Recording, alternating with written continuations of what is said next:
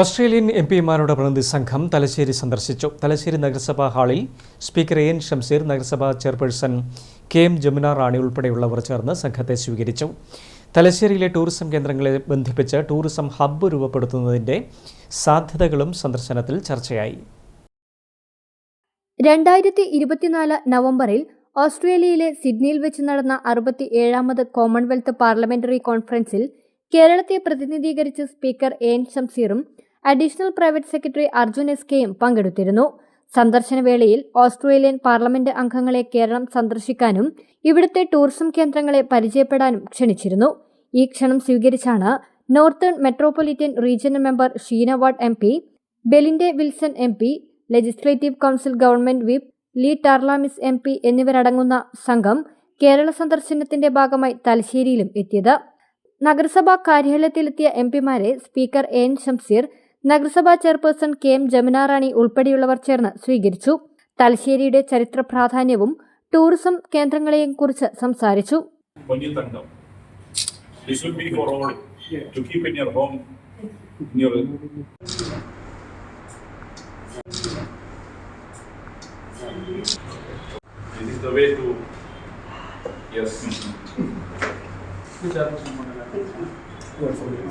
We had a legacy of church, we had a legacy of mosque.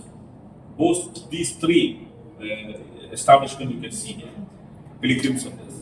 One is one of the Audathil mosque. I think it has been put in the itinerary. Second thing you can the temple Edinburgh.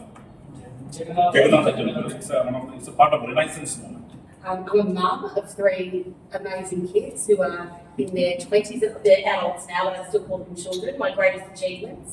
കേരളത്തിന്റെ tourism സാധ്യതകളെക്കുറിച്ചും പ്രത്യേകിച്ച് തലശ്ശേരിയിലെ tourism കേന്ദ്രങ്ങളെ ബന്ധിപ്പിച്ച് tourism hub രൂപപ്പെടുത്തുന്നതിന്റെ സാധ്യതകളെക്കുറിച്ചും സംസാരിച്ചുവെന്ന് speaker N ഷംസീറും MPമാരുടെ സംഘവും പറഞ്ഞു.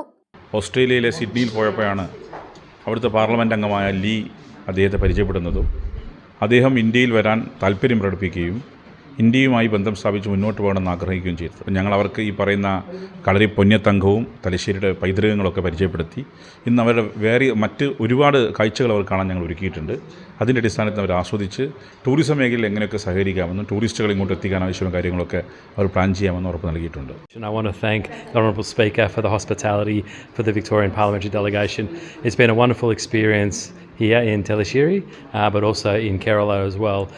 We've really enjoyed learning more about the culture. We are very blessed to have large Malayalam community back home in Melbourne, and this has been a great opportunity to talk about the wonderful opportunities that we can build on and the relationship between in Victoria and Kerala, and how we can look to expand that. And there are so many opportunities, and we look forward to continuing to work together. Thalassery കോട്ട, Gundert museum, Saint Anglican church, Jawaharghat, കടൽപ്പാലം, Malabar cancer centre തുടങ്ങി നിരവധി കേന്ദ്രങ്ങളും സംഘം സന്ദർശിച്ചു. News bureau, Thalassery.